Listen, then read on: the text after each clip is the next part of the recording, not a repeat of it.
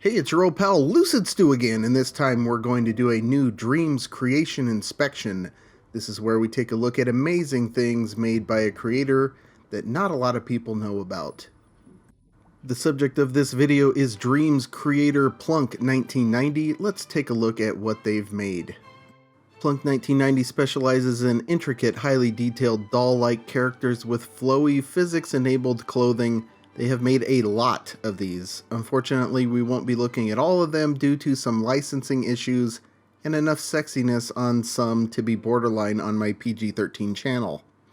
However, those issues aside, there is still plenty to inspect. I want to start near the beginning because I think it's always important for Dreams beginners out there to see that Dreams is an iterative process for everyone that uses it, and that it takes some time to get decent results even for people of high talent and skill levels.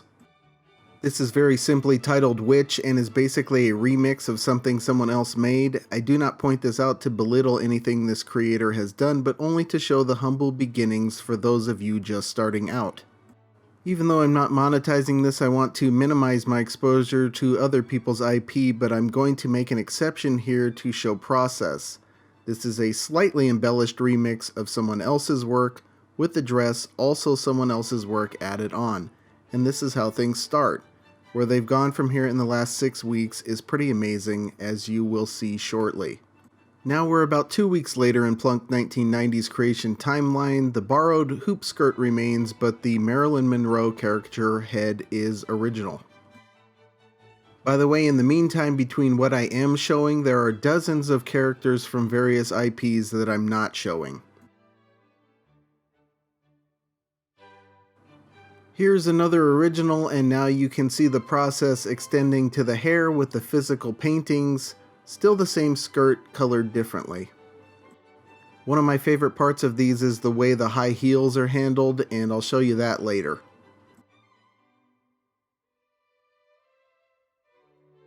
Here we're obviously dealing with the Wizard of Oz, but the approach is wholly original. You can see the iteration of the hair. They have also added a second layer to the skirt for the little bib Dorothy is wearing. So subtle but very clear iteration and improvement. This is an original, and at this point you can really see the ideas starting to coalesce. Same skirt, but we are building to something new. You can see it. On this one, another small step, but the skirt has changed and the whole thing has morphed into something new and unique. This was uploaded about 3 weeks after the first one we looked at.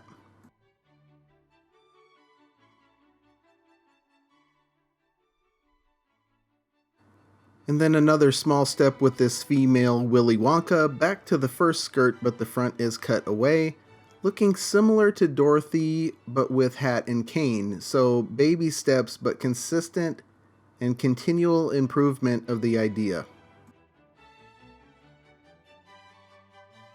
And this is where things start getting really fun. Very extravagant character. The old skirt has been tossed in favor of this enormous bustle skirt. The movement has moved down to the fringe at the bottom of the skirt, and flow on those pieces has improved. The hair and the collar are paintings, also some flowing painting details on the skirt in the form of green bows.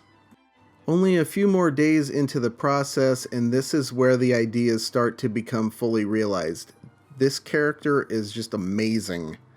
The construction is absolutely outrageously ornate. The details incredible, and the design is fantastic. If you told me a year ago that this was made in Dreams, I'm not sure I would have believed it. Just wow.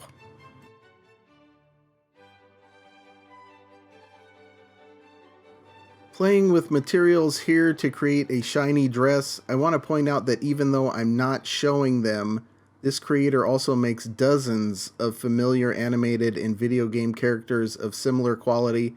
So if you're a fan of Disney princesses, for instance, definitely check them out. Another example of how insanely ornate some of the doll characters can get,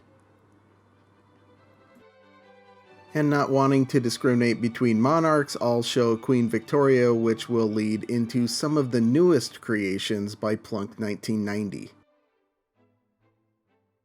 This is the first in a series of 10 Victorian-style doll characters. These are my favorite creations by PLUNK1990.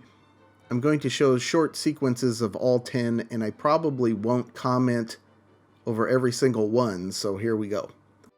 I will also be dissecting this one in particular closer to the end of the video in case you're wondering about how these are made or what their thermal cost is.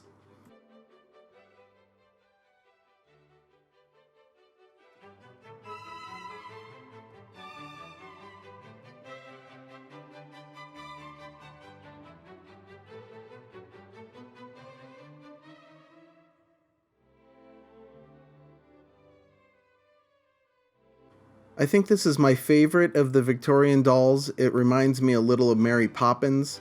The way the dress is segmented and moves is just about perfect.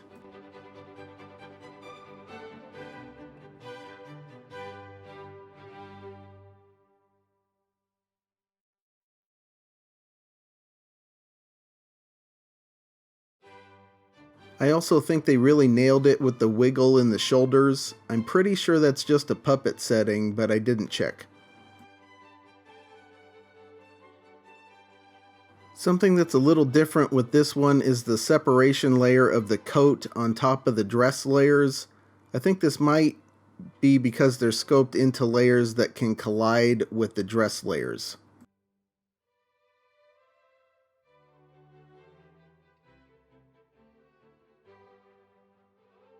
One of the nice details on these morning clothes is the veil, and that's easily enough accomplished with paint strokes and some transparency.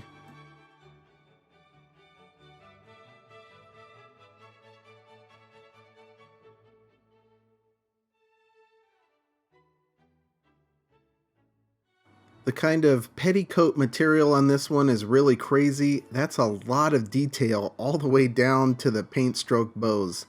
That you can pack in this much detail on a character is pretty impressive. On the hat, I think the plumage is just tentacle snapped paintings, but it's really well done.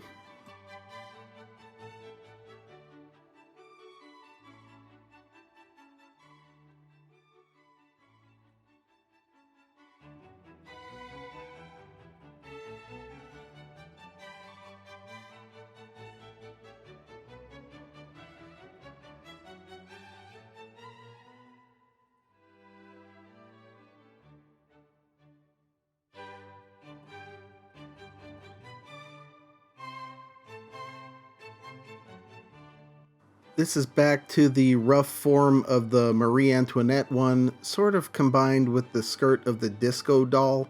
It's really interesting to see all the different configurations that are possible.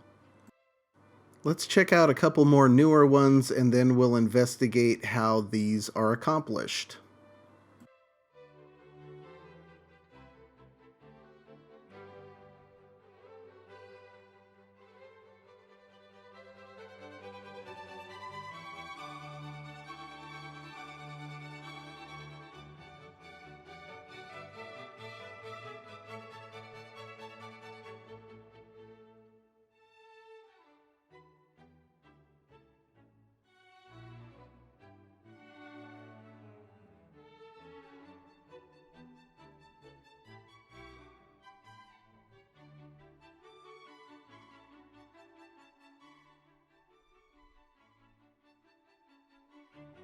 I'm going to take a closer look at this one here in the red dress. It is listed with a thermal cost of 33% gameplay and 83% graphics.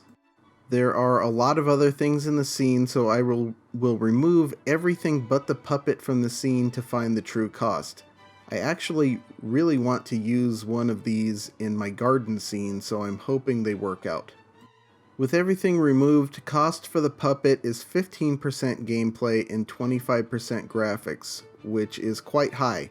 So let's see if we can optimize any and to what end. The top of the skirt on this one is super high detail compared to the rest of the sculpts. Lowering that ultimately nets a lot of graphics thermal without loss of detail. Some parts of this, like arms and shoulders, are relatively under-detailed, so I'll adjust those upward.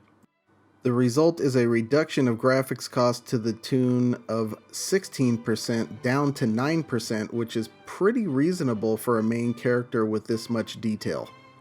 Gameplay cost is coming from connectors. The swishing of the skirts is due to dozens of ball joint connectors and skirt segments. 15% means the character is using about 150 connectors for the skirt.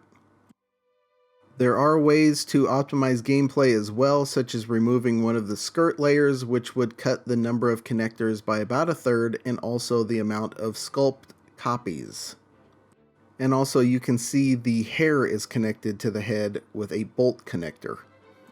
I decided I am going to use this in my garden scene, so I will make some adjustments so it fits a little better since the scene's gameplay and graphics thermals are already pretty high. Original gameplay cost is 15%, which is more than I can afford, so I'm going to remove the first layer of the skirt. When I come out of that, gameplay is down to 9%, which is still high but more manageable. I have graphics thermal at 25%, but I'll optimize with the sculpture detail tool like I did earlier, and we end up at 9.8. This is expensive for a main character, but it could be worse. Here is Our Lady in the garden, and I think she fits pretty well. Stylistically, this scene is not terribly realistic. It's supposed to be a hazy idealism. And here she is with the walking speed turned up to facilitate travel through the scene. I think it works pretty well. Cost above what I was using previously is 5% gameplay and 1% graphics, which is a small price to pay. So in this video I showed you the wonderful dolls and characters of Dreams user PLUNK1990. Only 76 followers currently, so I would encourage the world to rectify that astoundingly low amount. Plenty more videos coming in the various series I have going, so keep an eye out for those. But that's all for now. Until next time, I'll see you in the Dreamiverse.